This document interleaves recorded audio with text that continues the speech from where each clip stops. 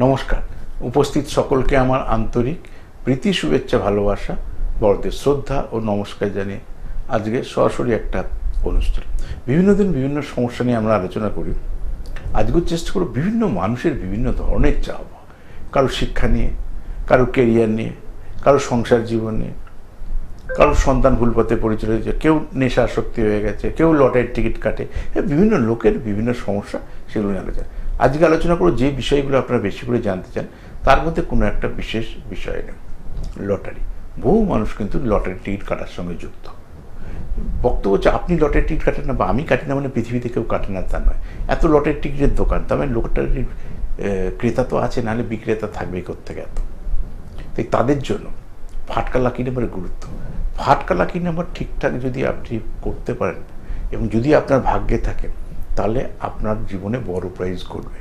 তবে ভাগ্য না জেনে লটারির টিকিট কাটবেন না। এর আগেও বহুবার বলেছি, লটারির টিকিট কাটার ক্ষেত্রে বিশেষ সাবধানতা অবলম্বন করতে হবে। যেটা হচ্ছে কোনো দারিদ্র্যযোগ আর কোনো রকম যদি কালসর্পযোগ থাকে, তাহলে ভুল করে কখনো লটারির টিকিট কাটবেন না। তা আমি তো জানি না, যতক্ষণ না বিচার করব ততক্ষণ দেখে বুঝতে পারবো না যে আপনার ভাগ্যে আছে কি আপনার ভাগ্যে নেই।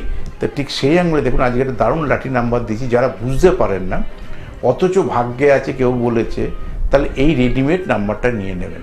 কী দিয়েছি দেখুন, 6 ব্যাকে 8686। লটারির অনেক ফর্মুলা বলে গেছি, তো আমাদের সংক্ষেপে বোঝাবো। যারা একদম বোঝেন না, যাদের ফাটকা লাকি নাম্বার 6, তারা এই নাম্বারটা টেবিলে পেলে কেটে নেবেন।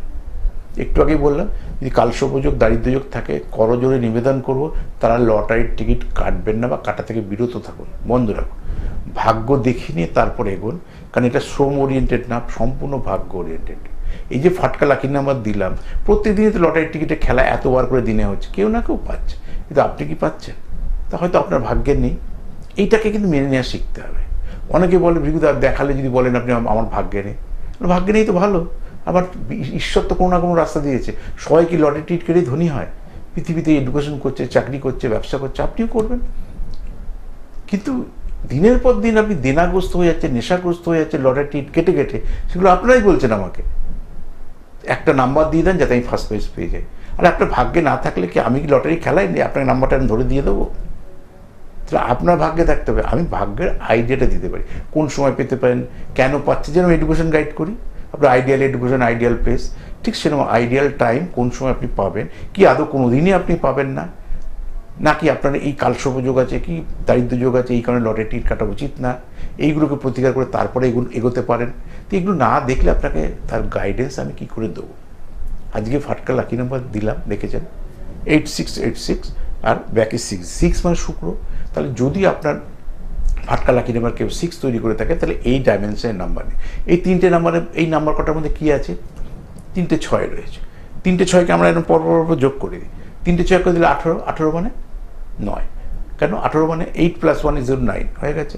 8 8 16, 16 মানে 6 1 7। তা 7-এর সঙ্গে 9 যোগ করি, 7 7 14 15 16, 6 1 7। কার? কেতু। টোটাল যোগফল এলো কেতু। বহু মানুষের কেতু তুঙ্গস্থ আছে না? আপনার নেই, আমার নেই, কারোর তো কারোর আছে। কেতু তুঙ্গস্থ কোথায় থাকে? এটাকে বহুবার বলা আছে যে, প্রথমত বলা যায় রাহু যেদিকে থাকে তার উল্টো দিকে কেতু থাকে। রাহু যেরকম বৃষে তুঙ্গস্থ,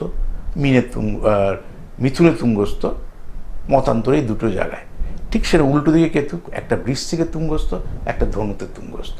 তাই বহু মানুষের ধনুতে বা বৃশ্চিকে কেতু রয়েছে। যাদের রয়েছে তাদের জন্য এই ফাটকা লাকি নাম্বারটা উপযুক্ত।